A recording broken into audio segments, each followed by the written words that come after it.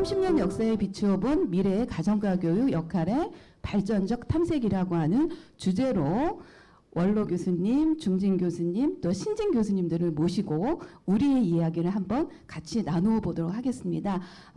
발제자는 고려대학교의 유태명 교수님, 전남대학교의 윤한숙 교수님, 동국대학교 경주캠퍼스의 주수원 교수님, 이화여자대학교의 양지전 교수님을 모시고 두 번째 강연을 듣도록 하겠습니다. 교수님들 부탁드리겠습니다. 감사합니다. 안녕하세요. 고려대학교 가정교육과 유태명입니다. 오늘은 제가 윤한숙, 양지성, 주수원 교수와 함께 진지하게 함께 논의하면서 30년 역사에 비추어 미래 가정과 교육의 역할을 탐색했습니다. 그래서 우선 역사를 어떤 눈으로 봐야 될지 생각해 봤습니다. 학회가 창립된 1989년에 빈센트 교수님이 쓰신 문헌으로 문을 열겠습니다. 빈센티 교수님은 역사는 어떤 사건, 사고와 사상 그리고 넓은 사회적 맥락 간의 상호작용과 관련성을 밝혀주는데 그 관련성이 끝이 없기 때문에 가능한 관련성을 모두 살필 수 없죠. 그래서 역사가는 더 히스토리는 쓸 수가 없고 항상 A 히스토리만 쓸 수 있다고 합니다. 아까 축하 메시지를 보내주셨는데요. 2016년 대전 세계가정학회에서 강연하셨던 두 분, 트루키와 빈센티 교수님은 2008년 세계가정학회가 있었는데 그게 100주년 기념학회였어요. 그때 강연의 목적을 100년의 역사를 그 성과를 보는 데 있는 게 아니고 앞으로 빠르게 변화하는 글로벌 사회 도전에 준비하도록 돕는 것이라고 했습니다. 저희도 역시 오늘 굉장히 30년 동안의 우리 학회에 축하할 성과가 굉장히 많은데 거기에 머무르지 않고 앞으로 학회와 가정교육학이 보다 발전할 수 있는 논의의 단초를 마련하는 데 강연의 목적을 두었습니다. 그래서 저희는요 그 띠을 회고와 전망이라는 두 가지를 가지고 있습니다. 현재는 역사 안에서도 있고 또 미래를 얘기한다고 해서 꼭 반드시 먼 미래를 얘기하는 것이 아니고 현재와 미래를 우리가 생각을 하고 있습니다. 그래서 우리가 한국가정과교육학계 또 가정과 교육학 그다음에 교사 입장에서 오늘 세 개의 주체를 저희가 생각을 했는데요. 모두의 관심사를 30년 역사와 미래의 스토리를 전개해 보도록 하겠습니다. 그래서 때로는 역사를 기술하고 또 때로는 비판적 성찰을 하고 때로는 가치지향적 미래 비전을 제안해 보고자 합니다. 그 30년 역사의 유례 없이요. 오늘 역사와 미래를 다루는 데 기여할 수 있다고 생각하는 중견학자 또 신진학자들로 기조 강연팀이 구성이 되었습니다. 이러한 혁신적인 시도 자체가 바로 학회 미래 역동적으로 준비하는 자리에 모범 사례가 될 것이라고 저는 생각합니다. 다음에는요. 우리가 안내해드릴 첫 번째 스토리가 한국가정과 교육학회 창립 이후 어떤 성과를 이루었는지 살펴보는 내용입니다. 여기서는 윤한숙 교수님이 2부를 시작하도록 하겠습니다. 우리가 그 가정교육과가 17개 대학에서 시작을 했더라고요. 그래서 지금 현재는 그 6개 대학이 없어지고 11개 대학으로 갔고요. 그리고 그동안에 보면 71분의 교수님이었다가 지금은 이제 49분 남아 계시고요. 그리고 이제 학년별로 올해 이제 학년별 주로 이건 가정교육과 위주로 해서 이제 교직이나 뭐 다른 학생들이 지금 없을 건데요. 보니까 이제 올해 매년 배출되는 학생들이 이제 예비교사가 259명이라고 할 수 있습니다. 그리고 보시다시피 이제 전공 비율 같은 경우는 이제 식품영양학이 제일 많고요. 그리고 가족학, 의료학, 그리고 이제 주거학이 제일 적은 그 전공 비율로 되어 있습니다. 그리고 아까 이제 말씀드렸던 바와 같이 이렇게 기존에 2010년 맨 오른쪽 2010년, 2011년, 2012년 보시면 다 이제 44, 24, 10 그랬는데요. 최근에 가정과 교사, 신규 가정과 교사 채용 민원이 110명대로 돼서 지금 지난 10년간 우리 가정과 교사가 930명이 배출되었더라고요. 그래서 그 중간에 한 2010년 전후에서 되게 많이 적체되었던 가정과 교사가 이제 갑자기 늘어나면서, 그러니까 각 시도의 가정교과연구회나 이제 저희 학교도 마찬가지인데요. 그 신규 교사들을 어떻게 잘 챙길 것인가 그 부분이 굉장히 우리한테는 화두인 것 같아요. 그래서 그런 부분을 우리가 이런 모집 인원을 보니까 굉장히 우리의 임무가 되게 중요하다는 생각을 하게 되었습니다. 지금 가정과 교육과정 편제 및 운영에 대해서 말씀을 드리도록 하겠습니다. 이 부분은 교육과정 개정이 지금 20주년부터 그 당시 2007 개정 교육과정이었는데 2009 개정이 이루어졌고 2015 개정 교육과정에 지금 실행에 있기 때문에 이 세 부분에 걸쳐서 살펴보도록 하겠습니다. 2007 개정 교육과정은 국민 공통 기본 교육과정으로서 1학년부터 10학년까지 구성이 되고 있습니다. 그리고 선택 중심 교육과정으로서 11학년에서 12학년 구성이 되어 있고 심화 과목으로서 또 편제가 구성이 되어 있었습니다. 2009 개정에서는 공통교육과정으로서 초등학교에서 중학교 3학년까지 구성이 되었고 그리고 선택교육과정으로서 고등학교 1학년에서 3학년까지 편제 운영이 되었었습니다. 그리고 2015 개정 교육과정에서는 공통교육과정으로서 초등학교 1학년부터 중학교 3학년 그리고 선택중심 교육과정으로서 고등학교 1학년부터 3학년까지 편성이 되었습니다. 여기에서 지금 기술적 가정은 2007 개정 교육과정에서 중학교의 기술적 가정군으로 그리고 2009 개정에서는 과학 기술적 가정군으로 그리고 2015에서는 과학 기술적 가정 정보에 속해 있게 되었습니다. 단위는 2007 개정에서는 233 단위로 중 1, 2, 3 각각 나눠져 있었는데 지금 2009 개정에서는 과학 기술적 가정군에 속해서 8단위를 이수하도록 되어 있고 이것은 2015 개정 교육과정도 마찬가지로 구성이 되어 있습니다. 고등학교 교육과정에서 교과 영역이 2007 개정 교육과정은 그렇게 교과 영역을 기술적 가정으로 구성을 되고 있는데 지금 2009 개정과 2015 개정은 생활교양 교과 영역으로 속해 있습니다. 교과군은 보통 교과에 기술적 가정과 가정과학이 속해 있었고 그리고 일반 과목의 기술적 가정 그리고 심화 과목으로서 가정과학이 속해 있었습니다.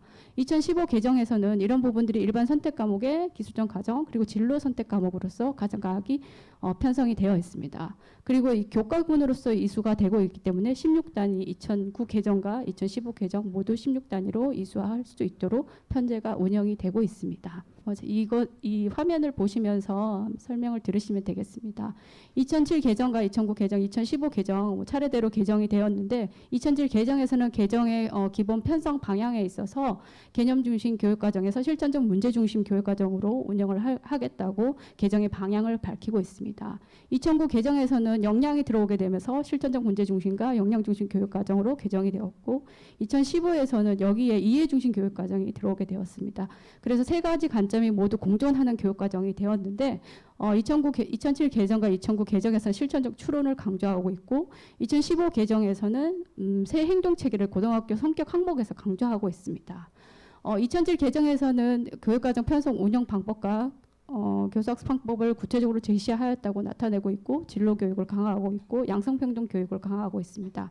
그런데 2009 개정에 있어서는 교과의 내용 측면보다는 자유학기제라든지 블록타임제, 집중이수제와 같은 교육과정 구성 방침에 있어서 큰 변화들이 나타나게 되었고 2015에서는 이러한 교육과정의 운영 방침이나 교육과정 내용보다는 교육과정 내용 체계가 완전히 바뀌게 되었습니다. 그래서 교과 역량이라든지 성취 기준이라든지 이런 큰 변화들이 나타나게 되었습니다. 2007 개정을 기점으로 해서 교과의 성격들이 드러나게 되면서 실전적 추론이라든지 가치 판단 그리고 비판적 사고가 교과의 능력으로 들어오게 되었습니다. 그것을 기반으로 해서 2009에서도 이런 실전적 문제 해결 능력을 강조하고 있고 2015 개정에서 교과 역량으로서 세 가지 교과 역량을 제시하고 있습니다.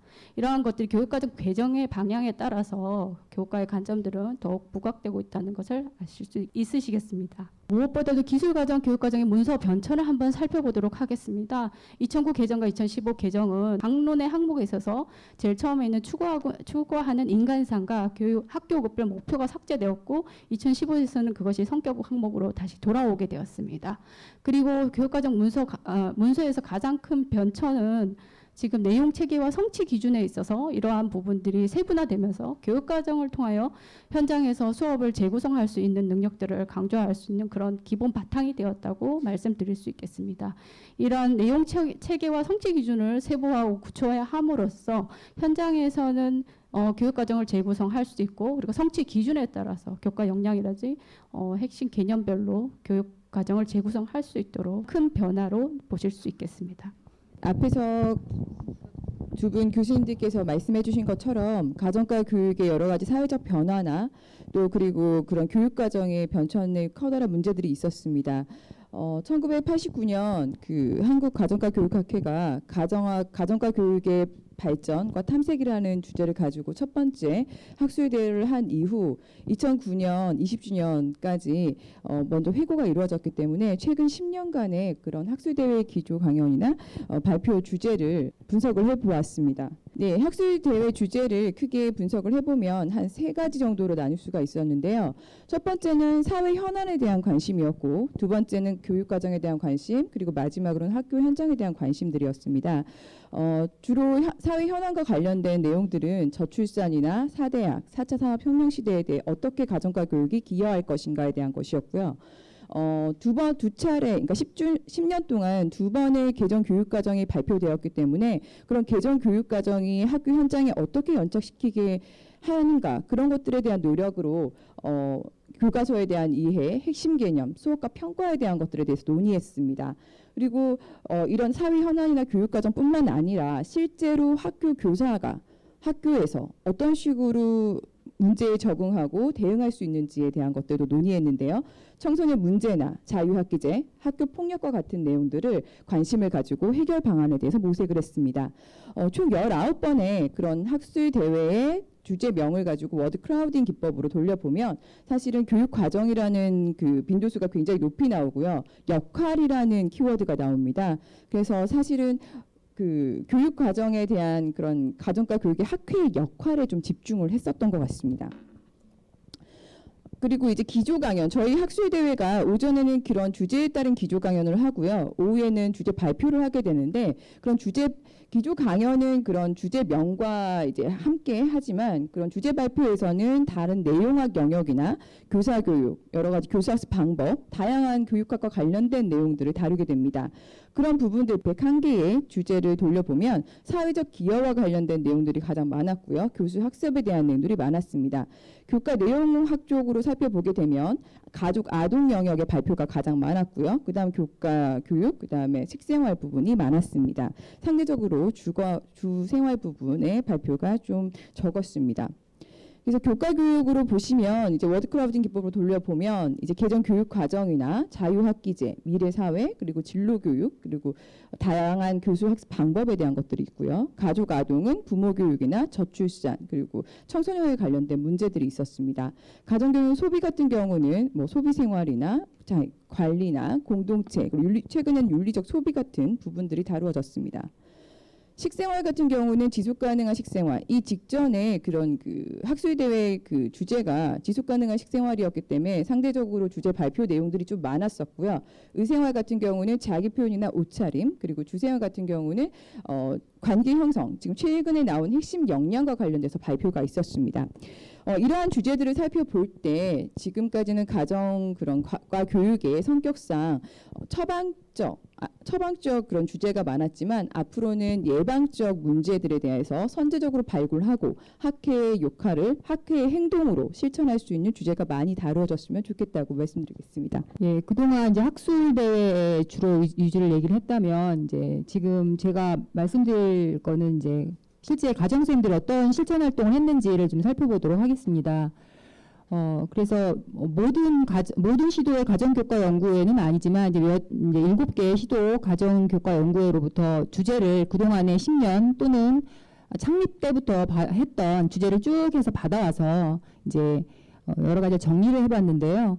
각각 참 되게 많은 노력을 하시고 그리고 주제도 되게 재미있는 것도 많고 그랬습니다. 아까 이제 송열관 교수님이 우리 아이들이 사실은 갱신하는 세계에 살고 있다고 말씀하셨는데 사실은 마찬가지로 우리 교사들도 계속 갱신해야 되기 때문에 가정교과 연구에 그런 이런 활동들이 굉장히 중요하다는 생각이 듭니다. 주제를 살펴보면 약간 아까 이제 그 학술대회에서 말씀하신 거랑 약간 비슷할 수도 있는데요. 좀 돋보이는 걸 보면 우선 기본적으로 우리가 그동안 사회적 기여를 얼마나 관심이 있었는지에 대한 걸 한번 보실 수 있고요. 그리고 우리 학회에서 다뤘던 학술 주제에 비해서 이제 우리 각 시도의 가정교과 연구에서 한 내용을 보시면 돋보이는 게 주로 수업에 대한 것이죠, 당연히. 그래서 뭐 교육과정은 뭐 그 시기에 맞춰서 교육과정 이해를 위해서 많이 하셨고요. 수업활동 같은 경우도 되게 굉장히 다양한 내용을 하셨고, 사실 수업활동이랑 밑에 보시면 학생 역량 개발이랑 그렇게 다르진 않는 내용이긴 하거든요. 그래서 그런 부분들을 좀 이렇게 구체적으로 보여드리기 위해서 이렇게 수업활동을 만 따로 이렇게 쭉 한 게 아니라 학생도 좀 따로 이렇게 분류를 해서 분석을 해봤고요.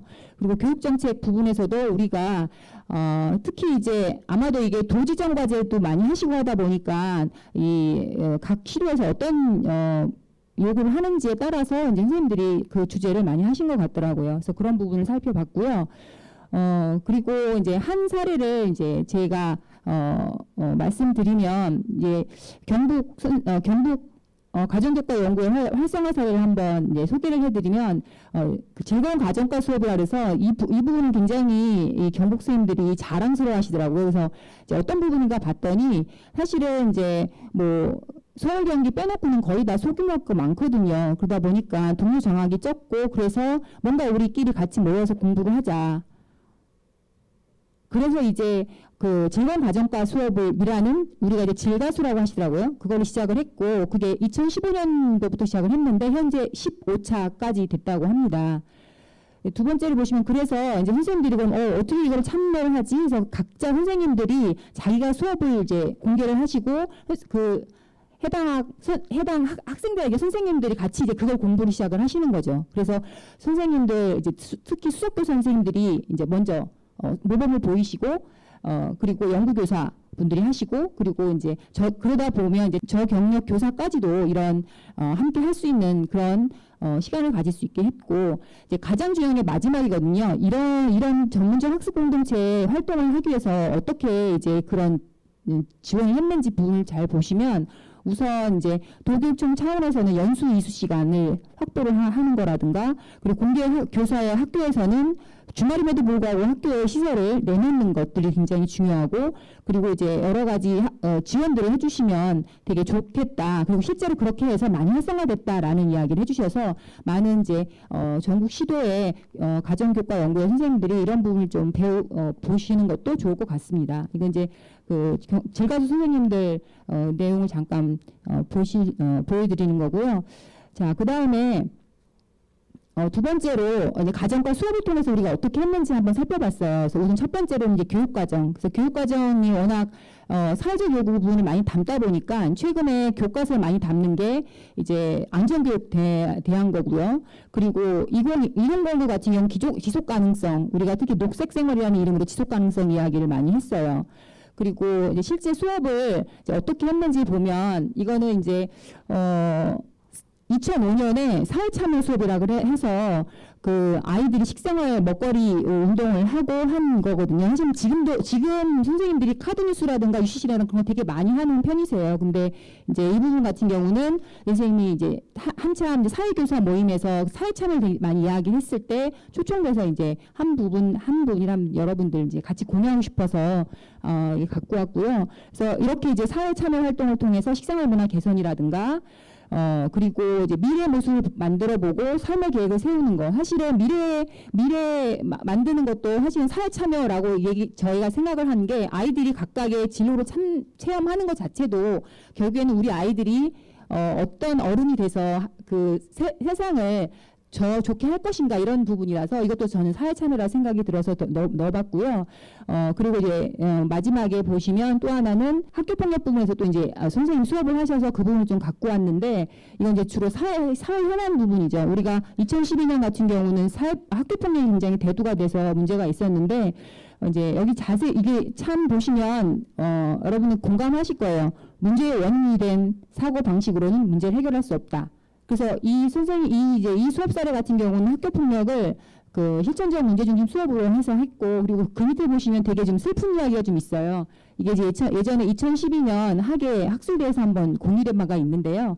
지금 나의 고민은 아빠가 술을 드시면 가족들에게 행패를 부리셔서 이웃들에게도 미안하고 더 중요한 건 이런 거죠. 나도 모르게 그런 나를 닮아간다는 것이다. 그래서 이제 학교 폭력을 그냥 단순한 학생뿐만이 아니라 이제 관계 속에서 사회적 맥락 속에서 읽어야 된다라는 이야기로 이제 이 수업을 하게 됐고, 자세한 내용은 이제 그 안에 있어요. 쭉 보시고, 그리고 이제 요거는 이제 또 사회 현안 보면 작년에 2018년에 전남희 선생님이 그 정년퇴임을 앞두시고 이제 8월 정년퇴임이 이제 7월에 이제 수업 공개를 하신 부분인데, 미투 운동을 맡고 하셨어요. 근데 그것을 고민하는 과정에서 미투 운동을 하다 보면 잘못하면 남자와 여자, 남대여 이렇게 이제 성적인 대치를 할 수 있을 것 같아서 저희가 이제 생각한 그 부분은 뭐냐면 인권으로 이제 접근을 해서 이 수업을 하게 되는데, 한 차시 수업을 위해서 총 보시면 그 성역할, 성평 이런 부분을 총 7차시로 해서 이 수업을 했던 게 있었고요. 그리고 이제 이 선생님이 이제 정년퇴임을 하시면서 마지막에 학생들에게 받은 상장이에요. 그리고